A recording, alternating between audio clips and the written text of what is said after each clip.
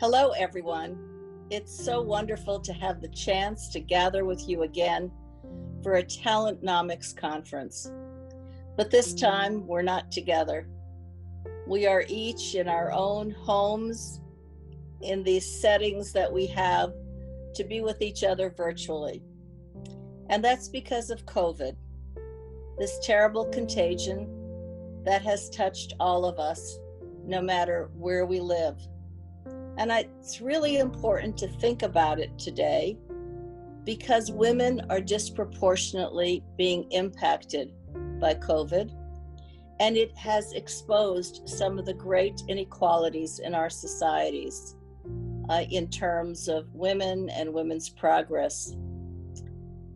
Women have found themselves on the front lines of the battle against COVID because the majority of the health workers are women, and they are putting their lives at risk to save others. Women are suffering enormous economic dislocation, whether they work in the informal sector or in so many different jobs, retail, hospitality, services that are suffering today from tremendous job loss. Women are affected by domestic violence, which has spiked up in every country.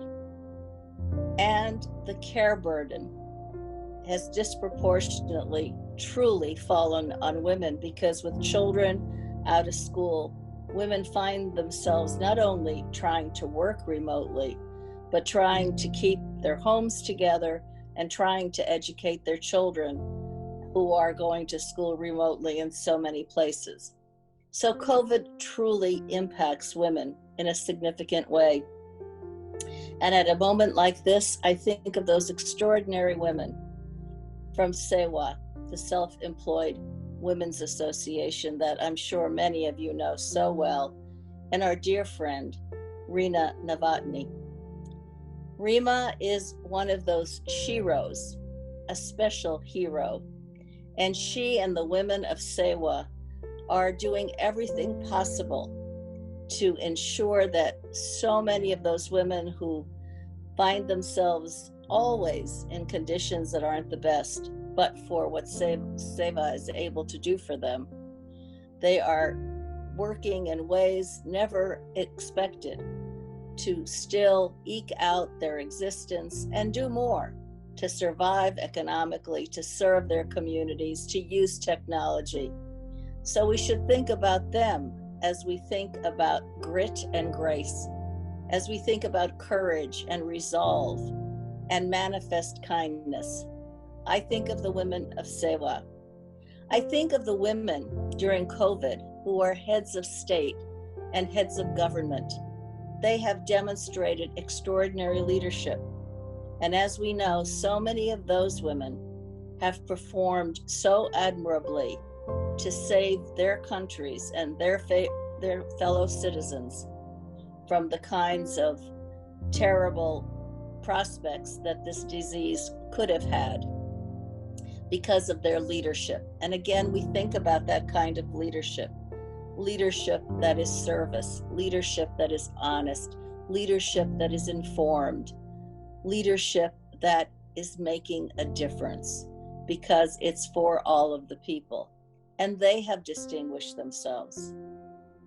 And I think too of the young woman from India who years ago, when I was visiting India, one of my earliest visits, with then First Lady Hillary Clinton.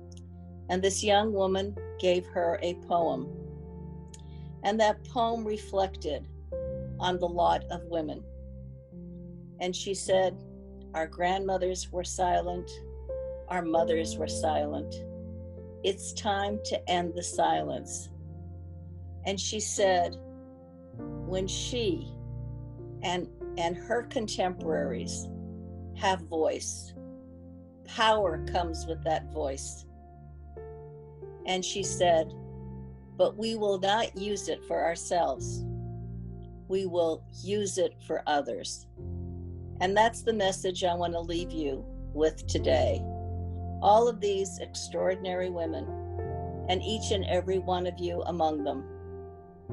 Let us be resolute.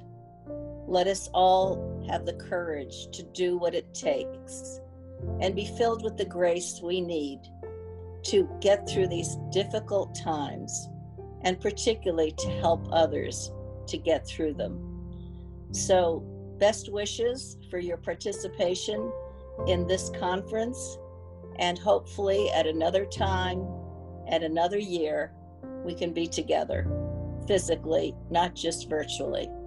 All the best.